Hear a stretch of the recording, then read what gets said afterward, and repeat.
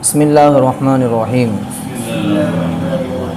இன்றைக்கான பாடம் பாபு மன் கரிஹ ஐயூத fill Kufri comma யக்ரஹு ஐயுல்கா ஃபின்னார் மினல் ஈமான். முன்னாடி ஒரு ஹதீஸில் பார்த்தோம் இல்லையா, இது ஹலாவத்துல் ஈமானில் தானே.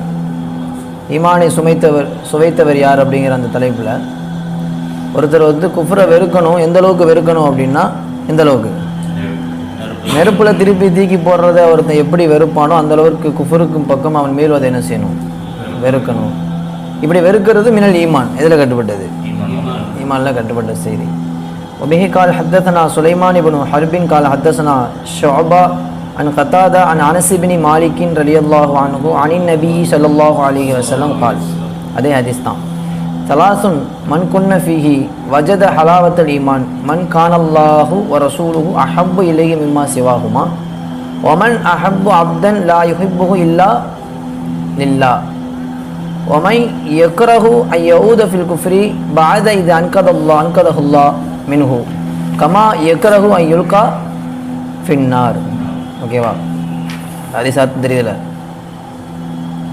அடுத்த பாடம் பாபு தஃபாதுலி அஹ்லில் ஈமான் ஃபில் அமல்.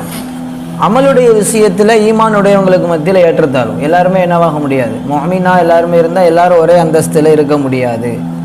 அவங்கவங்க அமல் செய்வதை கொண்டு அவங்களுடைய ஈமான், அவங்களுடைய ஏற்றத்தாழ்வு என்ன பண்ணும், இருக்கும். ஈமானுடையவங்கள்லேயே என்ன இருக்குது, அமல் விஷயத்தில் ஏற்றத்தாழ்வுகள் இருக்கிறது. وبه قال حدثنا إسماعيل قال حدثني مالك عن عمرو بن يحيى المازني عن أبيه عن أبي سعيد الخدري رضي الله تعالى عنه عن النبي صلى الله عليه وسلم قال. நபி ஸல்லல்லாஹு அலைஹி வஸல்லம் சொன்னாங்க, யதுகுலு அஹ்லுல் ஜன்னத்தி அல் ஜன்னா. சொர்க்கவாசிகள் எங்கே போயிடுவாங்க, சொர்க்கத்துக்கு போயிடுவாங்க. வா அஹ்லுன் நாரி நார, நரகவாசிகள் நரகத்துக்கு போயிடுவாங்க. சும்மா யகூலுல்லாஹு தஆலா, அப்புறம் அல்லாஹ் தஆலா சொல்லி காட்டுவான் இப்படி, அஹ்ரிஜு மினன் நார், நரகத்தை விட்டும் வெளியே போங்க, நரகத்தை விட்டும் வெளியே போங்க. யாருன்னா மன்கான ஃபீ கல்பிஹி, யாருடைய உள்ளத்திலே இருக்கிறதோ மிஸ்காலு ஹப்பத்தின் மின் ஹர்தலின் மின் ஈமான், ஈமான்லேருந்து ஒரு கடுகளவு யாருடைய உள்ளத்தில் இருக்குதோ அவங்களாம் என்ன பண்ணுங்க, நரகத்திலேருந்து வெளியே போயிருங்க அப்படின்னு நல்லா சொல்லுவான். ஆமாம், வெளியாகிவிடுங்கள் என்று. கொஞ்சோண்டு ஈமான் கல்பில் இருந்தால் கூட என்ன பண்ணிடலாம், சொர்க்கத்துக்கு போயிடலாம். ஃபயஹ்ருஜூன மின்ஹா கத் இஸ்வத்து, கருத்த நிலையில் என்ன பண்ணுவாங்க, அவங்கெல்லாம் நரகத்திலிருந்து வெளியேறி விடுவார்கள். ஃபயுல்கௌன ஃபி நஹரில் ஹயா, அதுக்கப்புறம் அவங்க எங்கே போடப்படுவாங்கன்னா, ஹயா அப்படிங்கிற ஒரு ஆற்றுல என்ன செய்யப்படுவாங்க, அவங்கள தூக்கி போடப்படும்.